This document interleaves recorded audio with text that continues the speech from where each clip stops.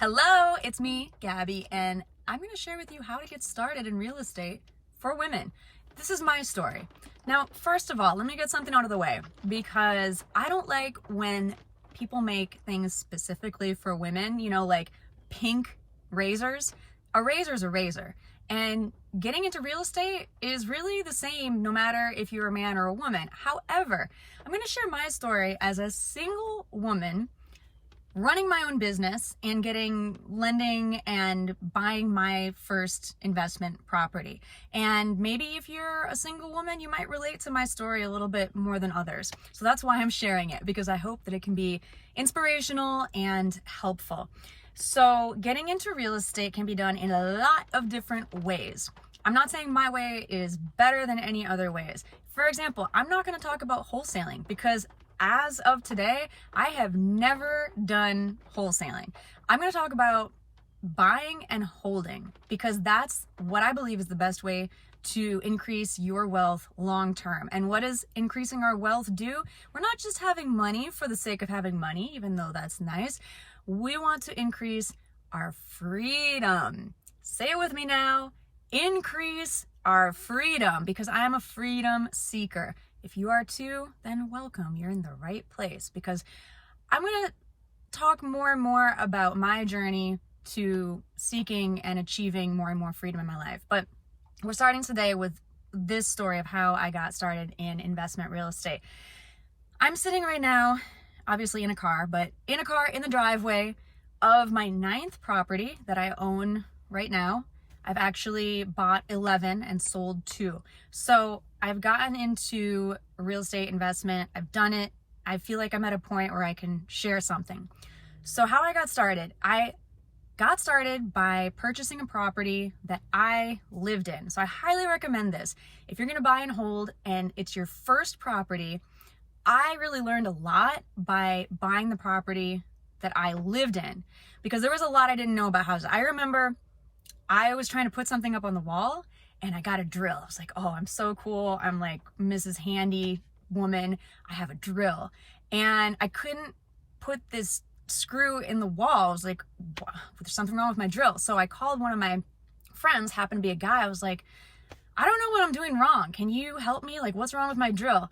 And after we talked for a few minutes, he was like, do you have it in reverse? I was like, oh yeah, I do. So that's kind of an embarrassing story, but just, I say that like, not to show you, how much I didn't know, but like, I say that because you learn a lot if you're living in your own property and you're fixing it up a little bit. I just had a spinach wrap, so I hope I don't have spinach in my teeth. But you learn a lot that way, and it's a good way to get started. Like, I've learned so much in the last 3 years since I bought that property. So first tip, there's going to be 3 tips. First tip is live in the first property. Second tip is leverage. So if you're living in the property, it can be a little bit more difficult to leverage a single family home, but you can still do it. So I started with a single family home because that's all I could afford. I didn't have much money.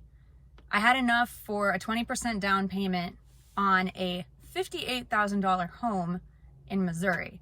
And that's like another bonus tip, is you might have to make some sacrifices about where you buy. I've lived in LA. I've lived in New York City. Can I buy a place there? I mean, maybe, but not at that time. And I wouldn't want to start out in either one of those markets. Some people like to do this with duplexes, triplexes, multifamilies, where you live in one unit and rent out the others. That's awesome. That's genius. But for me, at that point, not having very much money, just enough to get into this small single family house with 2 bedrooms, 1 bathroom, I bought a single family and I leveraged it by renting the bedrooms on Airbnb, and I moved down to the basement. Yeah, it was a hustle for about a year. I had a great time, actually. I had some wonderful guests who I got to know a little bit, other guests that just kind of kept to themselves, and that's totally cool as well. But with that leverage, with those short-term rentals through Airbnb, I was able to pay my mortgage, the utilities, and have a little extra to save for my next property. So after a year, I traveled a little bit more. As you get to know me, you'll know I love to travel, but that's a whole nother video. I was able to purchase another property with that savings, plus some savings from my business, which, you know, I'll admit I didn't like make enough from Airbnb to buy a whole nother property, but it did help. It helped a lot. So I leveraged Airbnb, short-term rentals. What are rentals? And I bought another property. That was my first real rental property. Okay, so then I actually bought a third property, which I moved into, and I rented out the first one. All right, I don't want to get too confusing with like all the rental properties. So let me just say the third thing, I'm really, really glad that I did put 20% down. I didn't have private mortgage insurance, and it gave me more equity in the house. Equity, right, is how much you actually own. It's like the value of the house minus the mortgage. After 3 years only, the value of the house went from $58,000 to something like $95,000 to $98,000.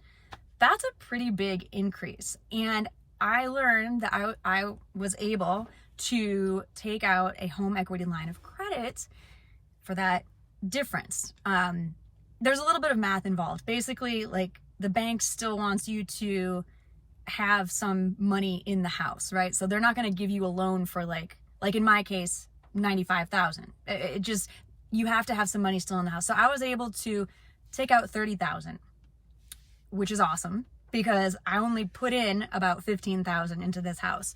So yes, it's a loan, I have to pay it back, but that allowed me to do more property investment. So I'm not going to get into exactly what I did with that. That would be a whole nother video. You can ask me questions about how, you know, I used the HELOC to purchase another property. But 3 things: buy the property you're going to live in for your first property, hang on to it, learn about the property, learn about the mechanics, you know, the HVAC, the water heater, learn about the creaks and the weird noises and why those happen, and, you know, all the things about the house. Just learn about it, fix it up while you're living there, because it's a lot easier.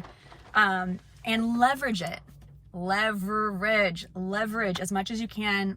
Maybe rent out a room, house hack with roommates where, you know, you have enough rent charge to pay your mortgage, etc.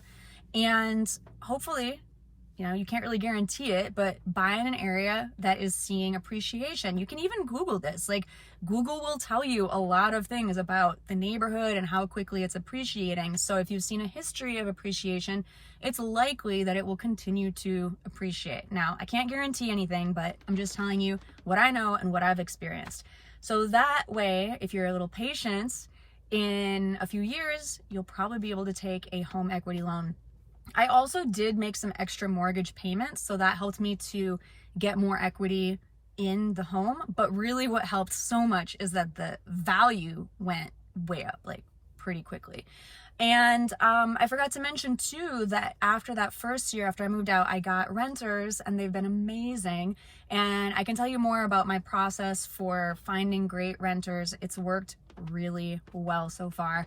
I've had amazing renters, and I'm so lucky for that, because that is really important. I can't overemphasize that. So doing this has allowed me to purchase more properties, which has allowed me to create a stream of passive income, which is so important for increasing your freedom in life. Financial stability is pretty important so that you don't have to stress out about money. And I've been there, okay? I definitely know what it's like to stress out about money, but I want to encourage you, because even if you're a single woman, you can do this. You don't have to be married. You don't have to have 2 incomes.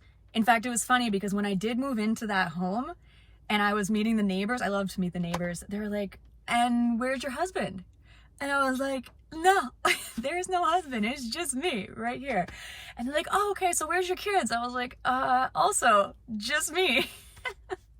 So anyway, you're going to surprise some people if you do this as a single woman. So I realized, you know, that's interesting as well. But it is really amazing to be able to create leverage for yourself. And oops, sorry, I'm getting my finger in the, there we go. Okay.